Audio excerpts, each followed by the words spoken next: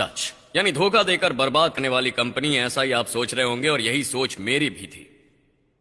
फिर मेरे बॉस ने कहा, आकाश, क्या हम लोगों की यह सोच नहीं बदल सकते? यस, मैंने यकीन किया और इसीलिए आज मैं यहां खड़ा हूं और मेरी BMW वहां खड़ी है। लेकिन यकीन यहीं खत्म नहीं हुआ। अब मुझे आइलैंड खरीदना है, वहां एक महल बनाना है जिसमें 600 लोग मेरे लिए काम करेंगे, मेरे आने जाने के लिए खास रनवे होगा।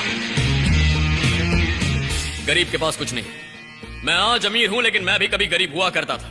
लेकिन मैं हर बार सिर्फ अमीर बनने के बारे में ही सोचता था। अमीर आदमी परेशानी में भी खुश होता है क्योंकि उसके पास पैसा। जो लोग मेरी तरह सोचते हैं वो यहां रुक सकते हैं, बाकी सब जा सकते हैं। निकल जाइए यहां से, लेकिन जाने से पहले अपने बगल में बैठे आदमी का चेहरा याद रखिए। एक दिन वो अपनी बेंज या BMW में आपके पास आकर कहेगा, हाय। याद है हम साथ बैठे थे, तब आपको जलन होगी। आपको जलन होगी या नहीं?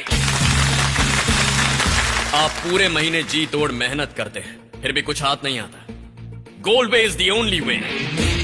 आपकी गर्लफ्रेंड आपके पड़ोसी के साथ भाग जाएगी क्योंकि आपने उसे बर्थडे का गिफ्ट नहीं दिया। Gold way is the only way. अगर बैंक का आदमी आकर आपकी बाइक लेकर जाएगा तो क्या करेंगे? Gold way is the only way. ये पैसा जो आप आज MLM स्कीम में लगा रहे हैं, कल ये आपके कदमों में बिछा होगा।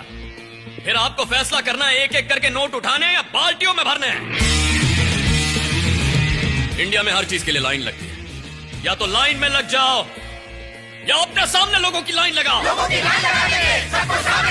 परेशानियों से बचने के लिए क्या चाहिए आपको? पैसा, पैसा, yes, पैसा। That's the spirit. That's the spirit.